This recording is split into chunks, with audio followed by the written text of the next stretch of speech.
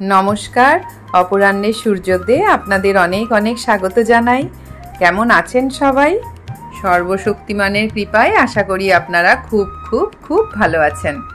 আজকের ব্লগটা আর বাগান থেকে নয়, একদম ঘরের ভেতর থেকে শুরু করলাম। এত গরম আর বাগানে গিয়ে ভিডিও করতে একদম ইচ্ছাই করলো না। এমনিতে সবুজ প্রাণের সৌন্দর্যের ডালি নিয়েই বেশিরভাগ ব্লগই আমি শুরু করে থাকি। আজকেও তার ব্যতিক্রম অবশ্য হয়নি। এটা আমার ঘরের ভেতরের জানলা, যেখানে খুব রিসেন্টলি আমি এদেরকে বসিয়েছি। এই জানলাটার পজিশন হলো নর্থ ওয়েস্ট। আর অনেক জায়গায় শুনেছি, মানে ইউটিউব থেকেই আর কি, যে জেট প্ল্যান্ট সবসময় নর্থ ওয়েস্টেই বসাতে হয়। জেট প্ল্যান্ট আমরা সবাই জানি সুখ সমৃদ্ধিকে ডেকে আনে, তাই আমিও আমার এই গৃহকোণে অ্যাপ্লাই করলাম। গৃহের সুখ সমৃদ্ধি আমরা কে না চাই বলুন? এই গাছটার গোড়াটা কেমন আলগা হয়ে ঝুলে পড়ছে, দেখেই না কেমন মনটা খারাপ হচ্ছে।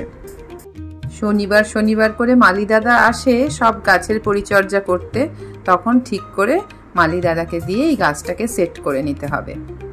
আর এই স্টিলের জাগটার সাথে আপনাদেরকে তো আগেই পরিচয় করিয়ে দিয়েছি। এটা প্রায় 60 বছরের পুরনো। আমার মা বাবা যখন ম্যাড্রাস ঘুরতে গেছিল তখন কিনে এনেছিল, এখন যেটা চেন্নাই। খুব নস্টালজিক লাগে যখন এটা ব্যবহার করি।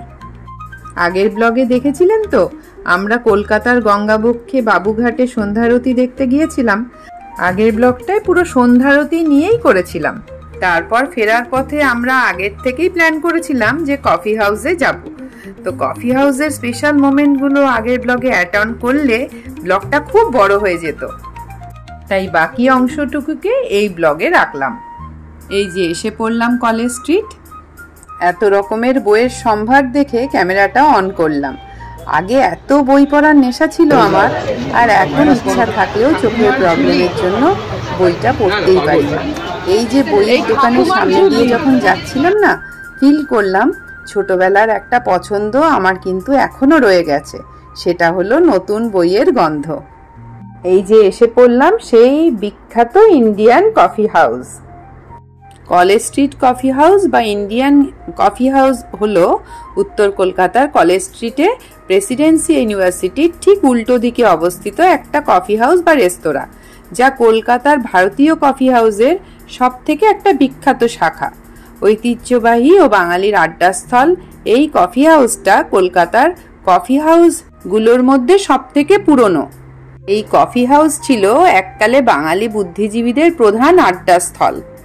নিকটতম বিদ্যালয়, মহাবিদ্যালয় ও বিশ্ববিদ্যালয়গুলোর ছাত্রছাত্রীদের ভিড় করা ছাড়াও নামি দামি বুদ্ধিজীবী, লেখক, সাহিত্যিক, গায়ক, রাজনীতিবিদ, ব্যবসায়ী, এমনকি বিদেশি পর্যটকদেরও আড্ডা দেওয়ার এটা একটা প্রধান জায়গা ছিল। এই কফি হাউসটা কলেজ স্ট্রিটের একদম মাঝখানে হওয়ায় সেখানে প্রখ্যাত সব বুদ্ধিজীবীরা ঘন্টার পর ঘন্টা এক কাপ কফি নিয়েই আড্ডা জমাতেন।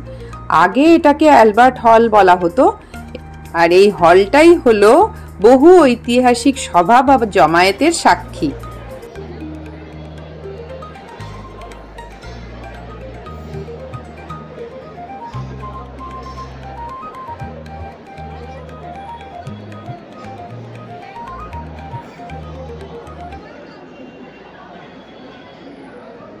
1876 সালে এর প্রতিষ্ঠা হয়েছিল, কিন্তু দেখেছেন প্রায় 149 বছর পরেও আড্ডা কিন্তু এখনো জমিয়ে চলছে এখানে। পুরো হাউসফুল, একতলায় কোনো জায়গা নেই, তাই আমরা আস্তে আস্তে উঠে পড়লাম দোতলায়। দোতলায় গিয়ে একটা টেবিল যদিও খালি পেলাম, কিন্তু বসার সাথে সাথে ওখানকার বেয়ারা দাদা বললেন 7:30 বেজে গেছে, কফি ছাড়া কিছুই পাওয়া যাবে না। ভাবুন দেখি কাণ্ড। এদিকে দুপুরবেলা খেয়ে দিয়ে বাড়ির থেকে সবাই বেরিয়েছি, এর মধ্যে গঙ্গারতি দেখেছি, সেখানে সন্ধে 7টা মতো বেজে গেছে। পেটে তো সবার ছুচোর ডন মারছিল। আর কফি হাউসে যাব অথচ কফির সাথে একটা ফ্রাইড আইটেম খাবো না, সেটা কি কখনো হয় বলুন? তারপর অনেক রিকোয়েস্ট করার পর উনি বললেন নিচে যান, ওখানে অর্ডার এখনো চালু আছে।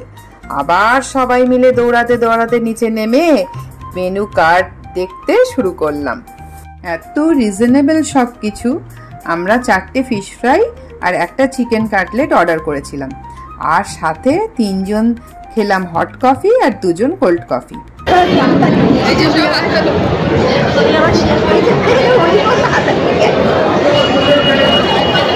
আগে খাই তারপর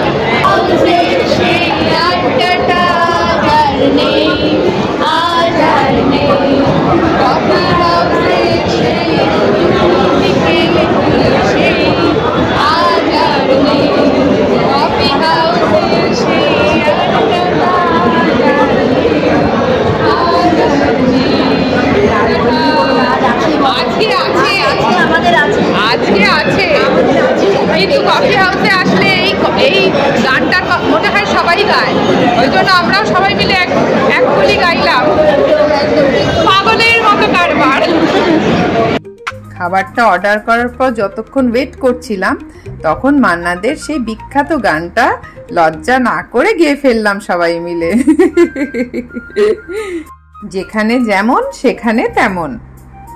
আমরা মনে হয় বেশিরভাগ মানুষই অনেকটা সময় কাটিয়ে ফেলি কে কি ভাববে এটা ভাবতে ভাবতে, কিন্তু আমাদের মন কিসে আনন্দ পাবে সেটাকে কিন্তু খুব একটা গুরুত্ব দিয়ে ভাবিই না। কফি হাউসে কিন্তু এসি নেই, উঁচু সিলিংয়ে লম্বা লম্বা ফ্যান ঝুলছে। ঘামছিলাম কিন্তু দরদর করে।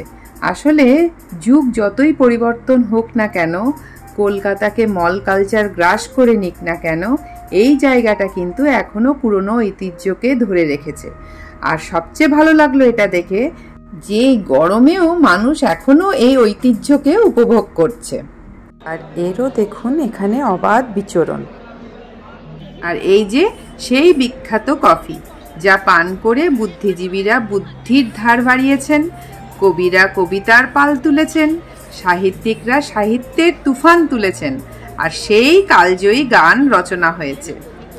আমি কিন্তু খুব একটা কফি প্রেমী নই, তবুও এখানে এই কফিটা খেয়ে সত্যিই কফির প্রেমে পড়ে গেলাম। শীতকালে যদি কলেজ স্ট্রিটের দিকে কখনো যাই অবশ্যই এক কাপ কফি তো খেয়েই আসবো। কফির সাথে সাথে আমাদের কিন্তু মহিলা মহলের মধ্যে নানা রকমের টপিক চলছিল। আমাদের আড্ডাটা ভালোই জমেছে না? কফি হাউসের আড্ডা, স্পেশাল আড্ডা। আর একটু সময় করে করলে ভালো হতো। আমাদের আজকের সন্ধ্যেটা খুব আনন্দে কাটলো। আপনাদের সাথে শেয়ার করে যেন এই আনন্দটা দ্বিগুণ হয়ে গেল। এখন বাড়ি ফেরার পালা। আপনারা যারা এতক্ষণ ভিডিওটা দেখছেন তাদের অনেক অনেক ধন্যবাদ। নতুন পুরনো সব বন্ধুদের অনেক ভালোবাসা। আর আমার ভিডিওগুলো কেমন লাগছে জানাতে ভুলবেন না কিন্তু। ভালো লাগলে একটা লাইক করে দেবেন। আজকের মতো ব্লগটা এতটুকুই রইল। দেখা হচ্ছে আপনাদের সাথে পরের ব্লগে। ততক্ষণ পর্যন্ত আপনারা সবাই খুব খুব খুব ভালো থাকবেন।